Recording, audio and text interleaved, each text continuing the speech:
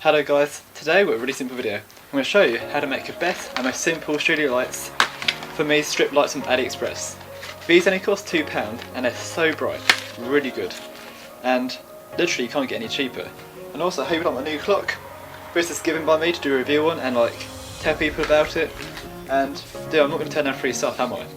And I hope you like it. I think it's actually quite useful having the time.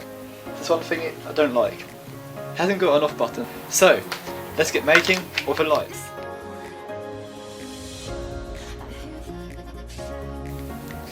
Now let's take the lights to our packaging. I'm already liking a sexy Chinese man, which shows quality. We get a few bits and extras in here as well. This is the lead that plugs into your house power, so you can now really find a way to connect the lights together. They could have super glue them like this, or hot glue gun or tape. But as I've got a 3D printer, I thought I'd print some sexy adapters out, like that. What we're going to do is super glue them on, because it's not really a tight fit. Do it, super glue in there, super glue in there, and connect it. This isn't necessary, but I'd rather make sure it's the best it can be. Okay, now the glue has dried. You're ready to unclamp for work. There you go. Now you need to connect both of these together to make a circuit. And to do this, I basically use the provided connections and let's put wires on both sides. Now let's plug it in easily. And there you go. Okay, for the power of your LED thing, you can run these on either 220 volts or 110 volts. So that's basically straight from your house. So what you do, you use this piece of wire here and connect it to a plug. Like I've done here. So simple, you can either solder it, or you haven't got a soldering iron, you can just twist the wires on and tape it. And also, one bonus thing, added a switch.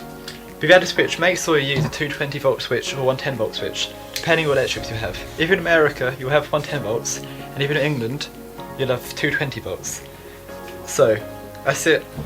Now for power, all you do, just plug it in like so. Okay, with a bit of luck, they should both turn on hopefully. I gotta do. And actually it's quite bright. Okay, so now we know it works, so I want to connect it to a tripod. So use it as a proper studio light. All we're going to do is glue a tripod mount. You could basically use anything, you could use a copper pipe for actual light stands.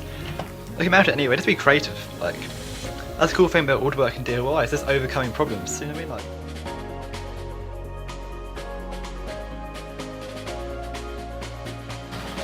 Hello, thank you so much for getting to the end of this video. And please subscribe, because if you subscribe you won't electrocute yourself. So, these lights are actually amazing. You don't have to do all of this stuff to make it good. You can just use them on their own and put them behind your desktop, workbenches, create more ambience in your shots. It's really useful really, and so cheap, like £2. Link will be in the description. So please subscribe. Until next time, goodbye.